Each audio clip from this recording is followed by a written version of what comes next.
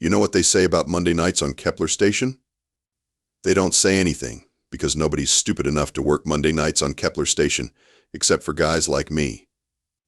Jake Martinez, professional space janitor and part-time expert in finding things that shouldn't exist where they shouldn't be. I was 3 hours into my shift, pushing my gravity-defying mop bucket through Sector 7, when I heard it. A sound like a dying whale having an argument with a broken accordion. Real beautiful stuff. The kind of sound that makes you think, great, now what? The noise was coming from the industrial waste compactor, which was already running behind schedule, because some genius had tried to dispose of a quantum generator without removing the quantum part first. Standard Tuesday behavior on a Monday night, if you ask me. I keyed my access code and opened the compactor bay, expecting to find the usual collection of expired food packets and somebody's failed science experiment. Instead, I found something that made me question my life choices even more than usual. There, wedged between a pile of broken maintenance drones and what looked like the remains of Commander Briggs' lunch, was a dragon.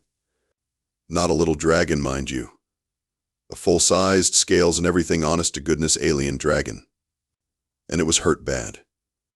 The creature was about 12 feet long, with iridescent blue-green scales that had seen better days. One wing was completely mangled, twisted at an angle that made my stomach turn. The other wing was in slightly better shape, which is like saying one flat tire is better than two. Its left hind leg was bent wrong, and there was a gash along its side that was leaking something that definitely wasn't ketchup. The dragon's eyes opened when it heard me, and let me tell you, getting stared down by a wounded alien predator is not covered in the employee handbook. Those eyes were like looking into twin golden furnaces, full of pain and something else. Pride, maybe? Or possibly the desire to turn me into a human-shaped scorch mark. Well, I said, because talking to yourself is the first sign of madness and I was already halfway there. This is new. The dragon made that whale accordion sound again, softer this time. It was trying to move, but every attempt just made things worse. Whoever had dumped it here had done a real number on it first. Here's the thing about Kepler Station. It's a mining outpost on the edge of nowhere populated by humans who couldn't make it anywhere else and aliens who wish they were somewhere else. The official policy on injured aliens is simple. If they can't work, they can't stay. If they can't stay, they get shipped back to wherever they came from. And if wherever they came from doesn't want them back, well, there's always the recycling center. I should have called it in. Should have reported the hazardous waste and let the disposal team handle it. Should have gone back to mopping floors and pretending I didn't see anything. That's what any sensible person would do. Instead, I looked at this broken dragon lying in a pile of garbage, and I thought about how many times I'd been written off as useless. How many times people had looked at me and seen nothing worth saving. Okay, I said to the dragon, but if you eat me, I'm definitely filing a complaint with HR. The dragon's eyes widened slightly, like it was surprised I was talking to it instead of running away. Or maybe it was surprised that someone was talking to it at all. I grabbed the emergency medical kit from my cart and started looking for something that might work on alien anatomy. The dragon watched me with those golden eyes, and I could practically hear it thinking, what is this idiot human doing? Good question. What was this idiot human doing? Getting a 12-foot dragon out of a waste compactor without anyone noticing is harder than it sounds. Trust me on this one. It's not like they cover alien dragon smuggling 101 in janitor training.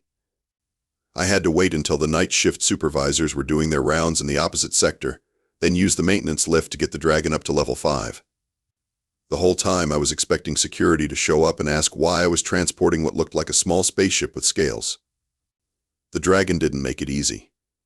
Despite being hurt, it kept trying to maintain some kind of dignity, which mostly involved glaring at me whenever I had to support its weight. Real proud creature, this one. The kind of proud that gets you thrown in a garbage compactor, apparently. My quarters were about as spacious as a closet with delusions of grandeur, but at least they were private.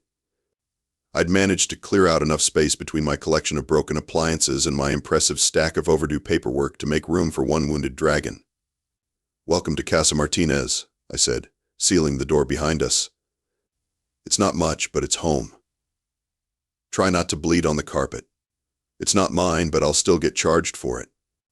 The dragon settled onto the floor with a sound like a deflating balloon. and I got my first good look at the damage. The wing was definitely broken, probably in multiple places. The leg was badly sprained, maybe fractured. The gash along its side was deep but not immediately life-threatening, assuming dragon anatomy worked anything like human anatomy. I started with the basics, cleaning the wounds with antiseptic and trying to stop the bleeding. The dragon tensed up when I touched it, but it didn't try to bite me. Regress. Paulakran. You know, I said, mostly to fill the silence most people would have called animal control by now. Lucky for you, I'm not most people. Unlucky for you. I'm also not a veterinarian. The dragon made a sound that might have been amusement or pain. Hard to tell with dragons. Can you understand me? I asked, wrapping what I hoped was a sterile bandage around the worst of the wounds. The dragon nodded once, a very deliberate movement. Can you talk? This time the dragon opened its mouth and made a series of sounds that definitely weren't English. They were musical, almost like singing, but with an underlying growl that suggested this was a language designed for creatures with very sharp teeth. Right, I said. Language barrier. This should be fun.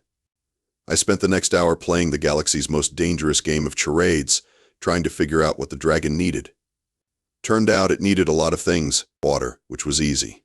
Food, which was complicated because I had no idea what dragons ate and I was pretty sure my collection of freeze-dried meals wasn't going to cut it. And something for the pain, which was really complicated because alien physiology is a mystery wrapped in an enigma wrapped in scales. The dragon seemed to understand that I was trying to help, even if I was doing a terrible job of it. It stopped glaring at me quite so intensely and started making softer sounds when I did something right. What's your name? I asked, knowing I wouldn't get an answer I could understand. The dragon made a sound like wind through crystal chimes. I'm going to call you Zephyr, I said, because that's about as close as my human vocal cords are going to get. Zephyr seemed to consider this, then nodded once. Approval, maybe, or resignation. So Zephyr, I said, settling into my rickety chair, what's your story? How does a dragon end up in a trash compactor on a mining station in the middle of nowhere?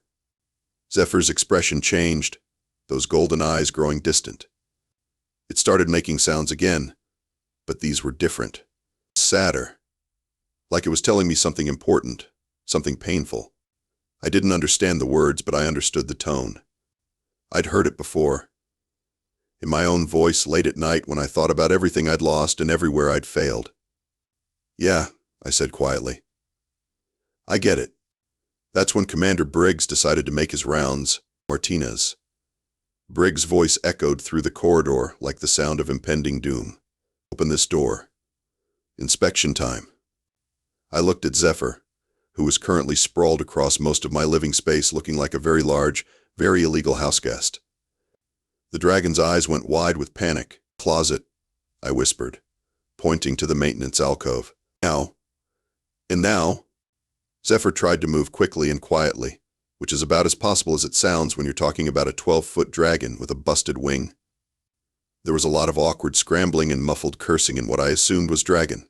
Coming, Commander. I called out, shoving medical supplies under my bed and praying that Zephyr wouldn't sneeze at the wrong moment. Briggs was exactly the kind of person you'd expect to be in charge of a backwater mining station, tall, angular, and possessed of the kind of personality that made you want to check your personal belongings after every conversation. He swept into my quarters like he owned the place, which technically he did. Routine inspection, Martinez, he said, his pale eyes scanning the room with the intensity of a security scanner, making sure everything's up to code. Of course, Commander, I said, trying to sound casual while standing directly in front of the closet. Everything's shipshape here. Briggs spent 10 minutes examining everything from my hygiene products to my collection of vintage Earth movies, taking notes on his digital pad and occasionally making disapproving noises. The whole time I was sweating bullets and praying that Zephyr wouldn't choose that moment to have a coughing fit. Your quarters are adequate, Martinez, Briggs finally said, though he made it sound like an insult. Try to keep them that way. He left without another word, and I waited a full 5 minutes before opening the closet door. Zephyr tumbled out in a tangle of scales and maintenance equipment, looking thoroughly offended by the whole experience. Welcome to life on Kepler Station, I said. It's all glamour and excitement. Over the next few days, I learned more about dragons than I'd ever wanted to know. Zephyr was incredibly intelligent, for starters. Once we worked out a basic communication system using gestures and drawings, I discovered that it could understand complex ideas and had a memory that made my outdated computer look like a pocket calculator. I also learned that Zephyr had been some kind of royal guard back on its home world, which explained the pride issue. It kept trying to refuse help, even when it was obvious that it needed it. Getting it to accept my improvised medical care was like trying to convince a cat to take a bath. "Look," I said one morning, after spending 20 minutes trying to change Zephyr's bandages while it stubbornly insisted on doing it alone. "I get that you're used to being independent. But right now, you're hurt. And I'm the only one who's going to help you. So either you let me help, or you can go back to the trash compactor." Zephyr gave me a look that could have melted steel, then reluctantly allowed me to finish the job. The real breakthrough came when I started working on mobility solutions. Zephyr's wing was healing, but it was never going to be flight-worthy again. The leg was getting better, but it was still weak. I started experimenting with supports and braces made from maintenance equipment. My first attempt was a disaster. I'd tried to create a wing brace using hydraulic pistons and flexible tubing, but I'd miscalculated the weight distribution. Zephyr ended up looking like it was wearing a very complicated piece of modern art, and the expression on its face suggested it was reconsidering its decision not to eat me. "Okay," I said, helping it out of the failed contraption, back to the drawing board. The second attempt was better. I used lightweight composite materials from the station's repair supplies to create a support frame that would help Zephyr balance without the use of its damaged wing. It wasn't pretty, but it worked. The first time Zephyr stood up on its own with the brace, the look of relief and gratitude in those golden eyes was worth every sleepless night I'd spent figuring out the design. "How's that feel?" I asked. Zephyr made a sound that was definitely approval, then did something that surprised me. It started helping with my work. Turns out dragons are really good at reaching high places, even with mobility issues. Zephyr could extend its neck to clean vents and light fixtures that would have required me to set up complicated scaffolding. It could also carry significantly more weight than I could, which made restocking supply closets a lot easier. "You know," I said one evening as we finished our rounds, "this partnership thing might actually work out." Zephyr made a sound that might have been agreement, then suddenly went very still. "What is it?" I asked. That's when I heard the footsteps in the corridor. Multiple sets, moving with the kind of purpose that usually meant trouble. The footsteps stopped right outside my door, and I heard the distinctive sound of security codes being entered. Not requested, entered. Which meant someone with override authority was coming in whether I wanted them to or not. "Back room," I whispered to Zephyr. "Now." But it was too late. The door slid open, and Commander Briggs walked in, followed by 2 security officers and someone I didn't recognize. The stranger was wearing the kind of expensive suit that screamed government official. And he had the kind of smile that suggested he was about to ruin someone's day.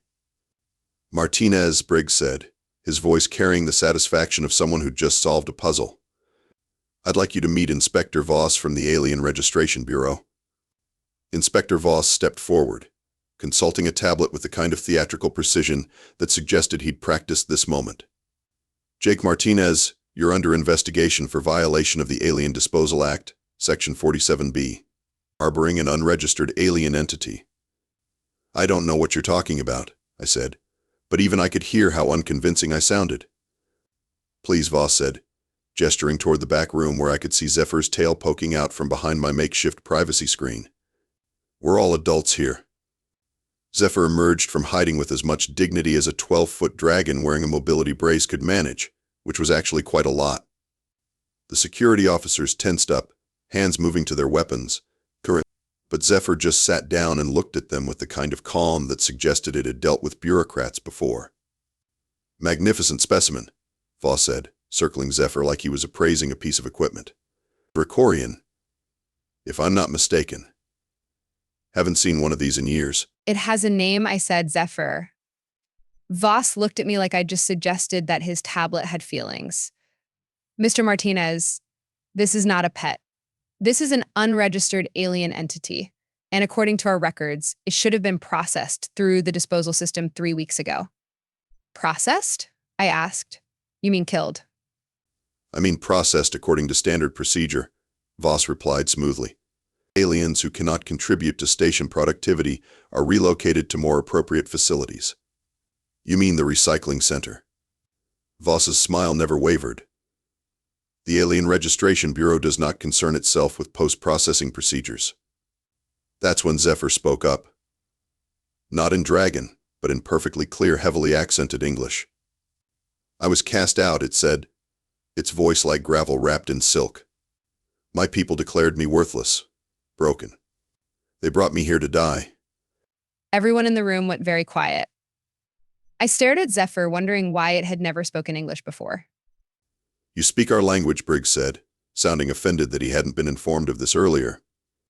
I speak many languages, Zephyr replied. I was a royal guard. It was my duty to understand the words of potential allies and enemies. Voss emphasized, making notes on his tablet. Past tense. Your current status is unregistered alien entity, which makes you Mr. Martinez's problem. And Mr. Martinez's problem makes you the station's problem. So what happens now? I asked, though I was pretty sure I didn't want to know the answer. Voss consulted his tablet again. The alien will be transferred to the nearest processing facility. Mr. Martinez will face disciplinary action for violation of station protocols. Possible criminal charges, depending on the level of cooperation. And if I don't cooperate? Then you'll face definite criminal charges, Voss said cheerfully. Prison time, fines, permanent ban from all Federation stations. The usual consequences for harboring illegal aliens. I looked at Zephyr, who was watching this exchange with those golden eyes. There was resignation there, but also something else. Determination. Maybe. I'll go, Zephyr said quietly. This human has done enough. I will not be the cause of more suffering. No, I said, and I surprised myself with how firm my voice sounded. No, you won't. Voss raised an eyebrow. Mr. Martinez, I don't think you understand the gravity of your situation. I understand perfectly, I said. I understand that you want to throw away someone who's intelligent, capable, and willing to work just because they're different. I understand that you've decided Zephyr is worthless without bothering to find out what it can actually do. It's a disabled alien, Briggs said, like he was explaining something obvious to a child. It can't fly. It can barely walk. What possible use could it have? More use than you'd have if someone decided you were disposable. I shot back. The room went quiet again, but this time it was a different kind of quiet. The kind that comes right before something important happens. Mr. Martinez, Voss said, his voice taking on a warning tone, you have 24 hours to turn over the alien. After that, we'll add obstruction of justice to your charges. They left without another word, and I was alone with Zephyr in the sudden realization that I'd just made a very dangerous enemy. You should not have done that, Zephyr said quietly. Probably not, I agreed. But I did it anyway. Why? Mike, I thought about that for a moment. Because someone has to. Because throwing people away because they're different is wrong. Because I've been where you are, and I know what it feels like to be written off. Zephyr was quiet for a long time. Then it said, what do we do now? Now, I said, feeling a plan starting to form in the back of my mind. Now we get creative. You want to do what? Rosa Delgado, chief of maintenance, looked at me like I'd just suggested we redecorate the station with explosive devices. Which, to be fair, wasn't that far off from what I was actually suggesting. Legal loophole, I explained, spreading out the station regulations on her desk. Section 15C of the Alien Employment Act. Any alien who can demonstrate specialized skills essential to station operations can apply for temporary work status. Jake, Rosa said, rubbing her temples, that's for aliens who are already legally on the station. Not for aliens who are hiding in janitors' closets. The regulation doesn't specify legal status, I pointed out. It just says aliens who can demonstrate specialized skills. Dr. Finn McKenzie, the station's chief medical officer, looked up from his coffee. Even if that worked, which it won't, what specialized skills are we talking about? No offense to your friend, but janitorial work isn't exactly a protected specialty. Cultural consultation, I said. Zephyr knows 17 languages, has diplomatic training, and understands the customs of at least a dozen different species. Do you know how many cross-cultural incidents we have on this station every month? Rosa and Finn exchanged glances. They'd both been dealing with the aftermath of those incidents for years. Last week alone, Rosa said slowly, we had the Kepler incident with the Zentari delegation, the food poisoning situation with the Altarian traders, and that mess with the Proximan miners and the cultural taboos around shift schedules. All of which could have been avoided with proper cultural consultation, I said. Someone who understands alien customs and can help prevent misunderstandings. It's not completely insane, Finn admitted. But even if we could make the legal argument, Briggs would never approve it. And Voss definitely wouldn't. Then we don't ask them, I said. We go over their heads. And that got their attention. Explain, Rosa said. I pulled out another set of documents. Station efficiency reports. Productivity has been down 18% this quarter, mostly due to cross-cultural conflicts and communication breakdowns. The colonial administration has been asking questions about why a simple mining operation is having so many problems. You want to contact the colonial administration directly? Finn asked. That's career suicide. Maybe, I said. But what if we could solve the efficiency problem and make the station more profitable at the same time? Over the next few hours, we worked out the details. It was a long shot, but it was the only shot we had. The plan required perfect timing, a lot of luck, and Zephyr's complete cooperation. There's one more thing, I said as we finished going over the timeline.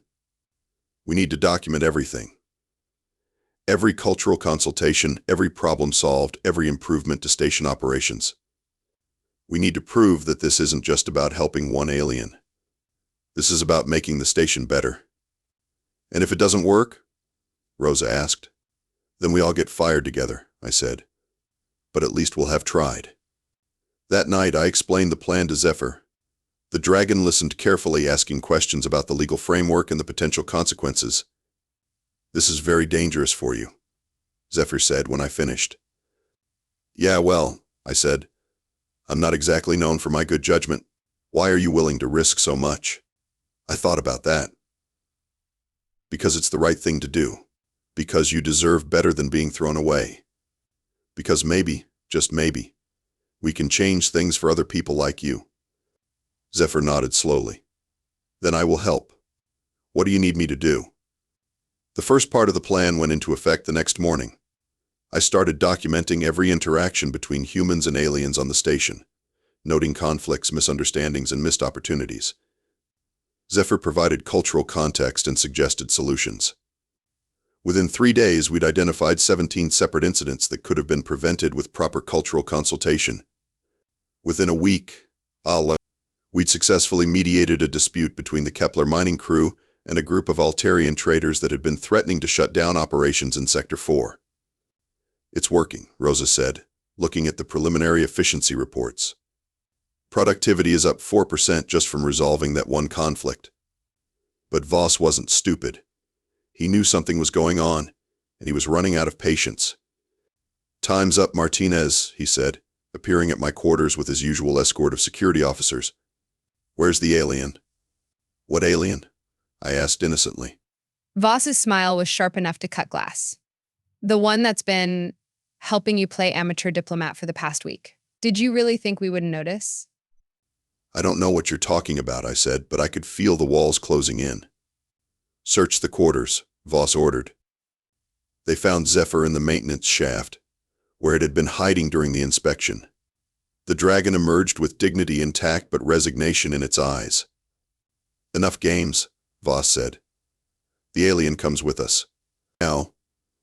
That's when my communication pad chimed with an incoming message. Priority 1. Colonial Administration. Aren't you going to answer that? Voss asked, his voice dripping with false courtesy. I activated the communication link, and the face of Administrator Chen appeared on the screen. She was a small woman with sharp eyes and the kind of presence that made you want to stand up straighter. Mr. Martinez, she said, I've been reviewing your reports on cultural consultation services. Impressive work.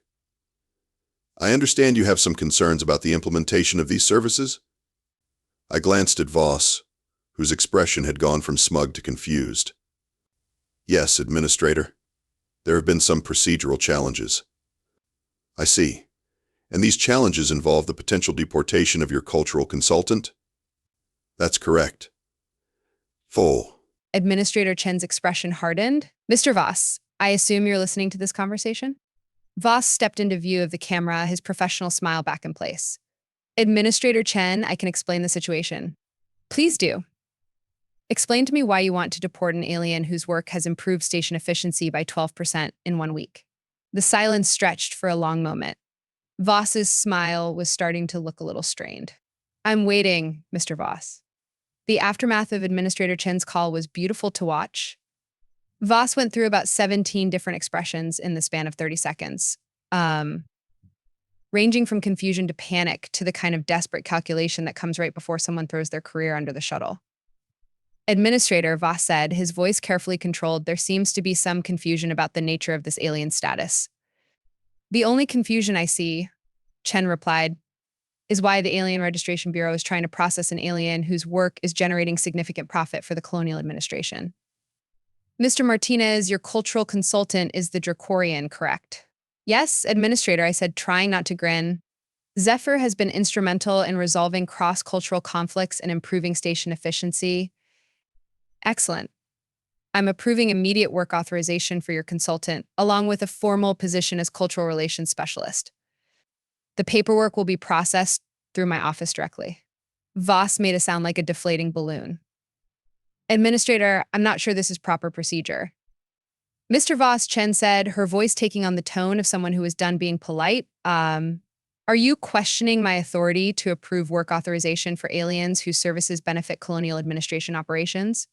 No, Administrator Voss said quickly. Of course not.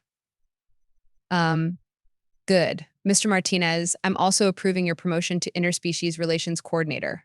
You'll be responsible for overseeing cultural consultation services for the entire sector. Congratulations, The communication link closed, leaving us in stunned silence. Voss looked like he'd been hit by a meteor. Briggs looked like he was trying to figure out how to spin this as his idea. The security officers looked like they were wondering if they should arrest someone or ask for autographs. Well, I said to Zephyr, that went better than expected. Zephyr made a sound that was definitely amusement. Your species has a remarkable talent for bureaucratic improvisation. We have our moments, I agreed. 6 months later, Kepler Station had the highest efficiency rating in the sector. The Cultural Relations Department, which consisted of me, Zephyr, and a growing collection of alien consultants, had prevented 47 major conflicts and improved productivity by 38%. Zephyr had adapted to life on the station better than anyone had expected. The mobility brace had been upgraded 3 times, and while it would never fly again, it had found something better than flight: purpose. It had become the unofficial ambassador for disabled aliens throughout the sector, helping them find work and acceptance in places that had previously written them off. I said one evening as we finished our rounds, when I found you in that trash compactor, I never thought it would lead to all this. Zephyr considered this. What did you think would happen? Honestly, I thought you'd probably eat me within the first week. I considered it, Zephyr admitted. But human meat is supposedly quite tough, all that processed food and stress hormones. Thanks for the culinary review, I said dryly. We walked in comfortable silence for a while, checking on the various diplomatic situations that had become our responsibility. 3 minor trade disputes, 1 cultural misunderstanding involving inappropriate mating displays, and the ongoing saga of the Kepler incident Part 2, which involved a Zentari merchant and a human bartender who had fallen in love despite speaking completely different languages. Jake, Zephyr said as we reached the end of our patrol route. Thank you. For what? Arce? For seeing something worth saving when everyone else saw garbage. I thought about that. You know what the funny thing is? I'm still just a janitor. I clean up messes, I fix things that are broken, and I deal with problems that nobody else wants to handle. The only difference is that now I get paid better for it. The difference, Zephyr said, is that now you're cleaning up messes before they become disasters. You're fixing relationships instead of just machinery. And the problems you're solving are making life better for everyone on this station. Deep thoughts from a dragon, I said. I have my moments too. The next morning brought a new challenge, a delegation of Proximan miners who were convinced that the human crew was trying to poison them with Earth-style coffee. It was going to be a long day of cultural mediation and diplomatic coffee tasting. You ready for this? I asked Zephyr as we prepared for another day of interspecies crisis management. Always, Zephyr replied, adjusting its mobility brace and checking the cultural reference guides we'd compiled. After all, it's not like we're dealing with anything complicated. Just the complex social dynamics of 17 different species trying to work together in a confined space while managing their individual cultural biases and historical prejudices. Right, I said.